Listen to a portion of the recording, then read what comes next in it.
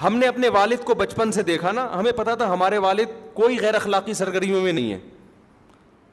ہمیں اپنے باپ سے بڑی عقیدت تھی, بڑی محبت تھی. یاد ہے, اچھا ہم نے اپنے والد کو بچپن سے دیکھا, نماز پڑھتے ہیں, تلاوت کرتے ہیں, روزانہ جب گھر آتے تھے نہاتے تھے, اتنی خوبصورت ان کی بڑی داڑھی تھی, چہرے پہ ایک رونق تھی, تہجد کے لیے اٹھ کے لمبی دعا مانگا کرتے تھے. بتاؤ بیٹا جب باپ میں یہ صفات دیکھے گا, اس کو جو باپ سے محبت ہوگی, ایک عام آدمی کو اپنے لبرل باپ سے ایسی محبت ہو سکتی ہے؟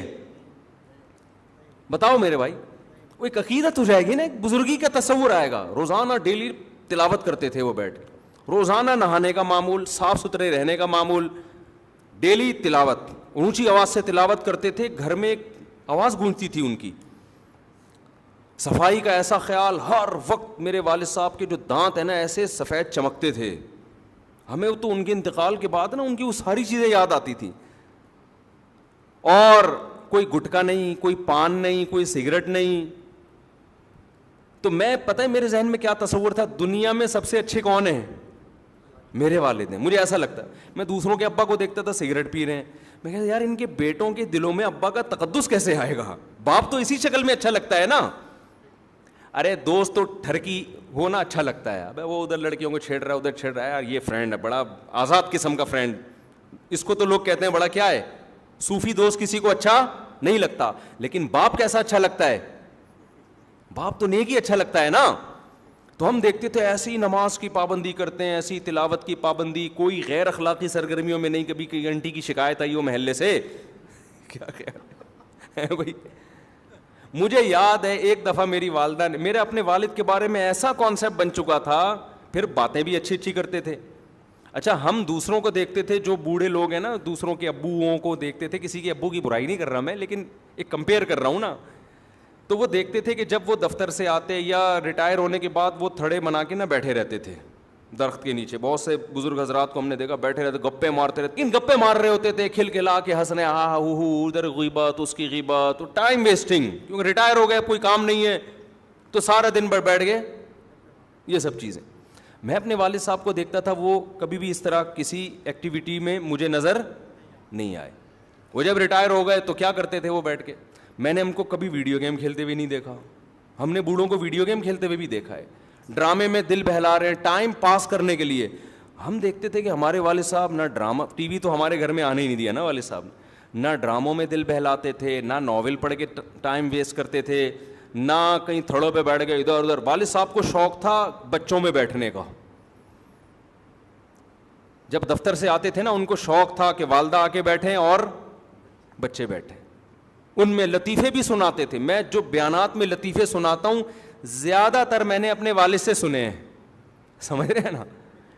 بھی بچوں کو ٹائم دیتے تھے, گھر میں آ کے بیٹھ کے لطیفے بھی, یعنی ایسا صوفی مزاج نہیں تھے کہ خشک جسے کہتے ہیں, گپ شپ والے, ہنسی مذاق والے گھر میں. تو کیا کرتے تھے کہ ہم نے, میں اب کمپیئر کرتا ہے نا انسان, نہ گٹکا کھا رہے ہیں, نہ پان کھا رہے ہیں, نہ سگریٹ پی رہے ہیں, نہ ناول پڑھتے ہوئے. اخباریں جہاں آیا کرتا تھا لوگ چاٹتے تھے صبح سے, 3 عورتیں 3 کہانیاں آتی تھیں اس وقت نا, 3 عورتیں 3 کہانیاں, سب پڑھ پڑھا کے بیٹھے ہوئے ہوتے تھے, اسی پہ پورے ہفتے تبصرہ چلتا تھا. ڈرامے آتے تھے, اسکول ہم جاتے تھے لوگ ڈراموں کا تبصرہ کر رہے ہوتے تھے.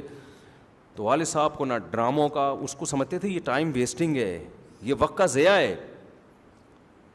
تو فارغ وقت میں کیا کریں گے بھائی, یا تو تلاوت کر لی, یا بچوں میں بیٹھ کے گپ شپ لگا لی, یا کہیں ملنے کے لیے چلے گئے کسی قریبی رشتہ دار سے, یا بہت زیادہ کیا کیا.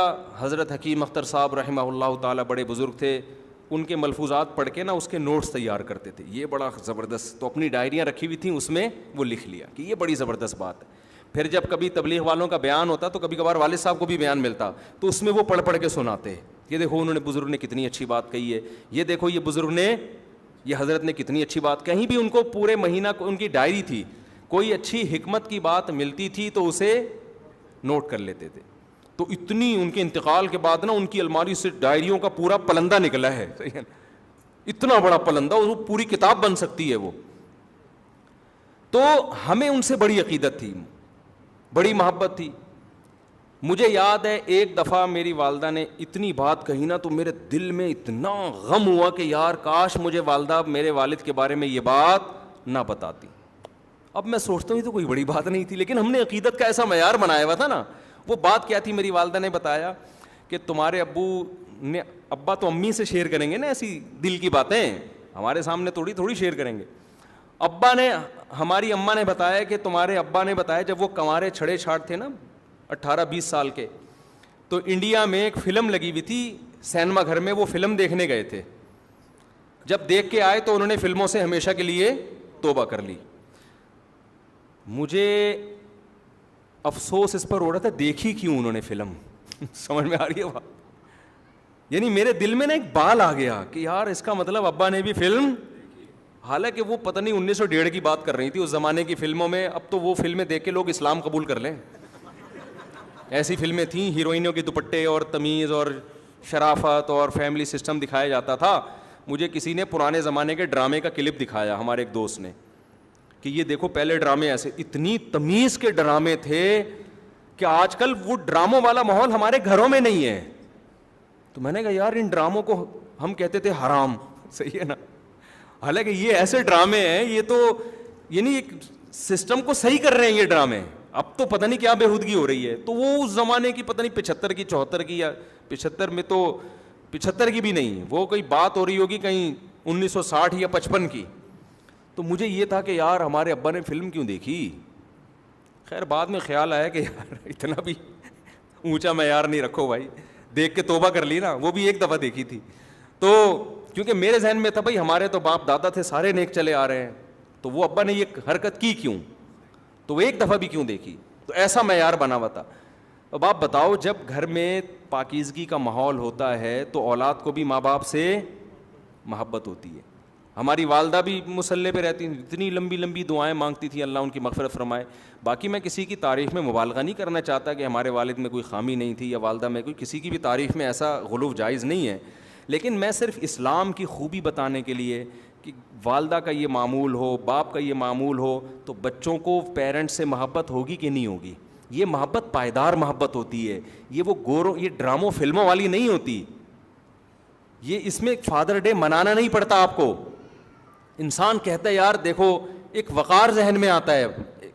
ہماری دادی ہر وقت, ان کا نا ایک تخت تھا, اس پہ بیٹھی رہتی تھی, مسلوں کی تہیں لگی ہوئی تھیں, نماز روزے میں لگی ہوئی ہیں, ہر وقت ہاتھ میں تسبیح, شوال کے پورے روزے, رمضان میں کئی قرآن ختم ہو رہے ہیں.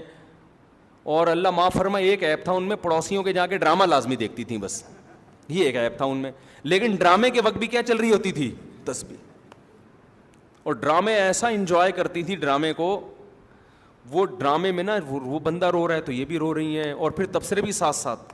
جیسے کسی نے ڈانٹ دیا نا, ہائے اتنی زور سے تو نہیں ڈانٹنا چاہیے بیچاری کو, ویسے تبصرے بھی ان کے. سادہ لوگ تھے نا, ہم کہتے تھے دادی یہ سچی مچی کا نہیں ہے, یہ جھوٹی موٹی کا ہو رہا ہے.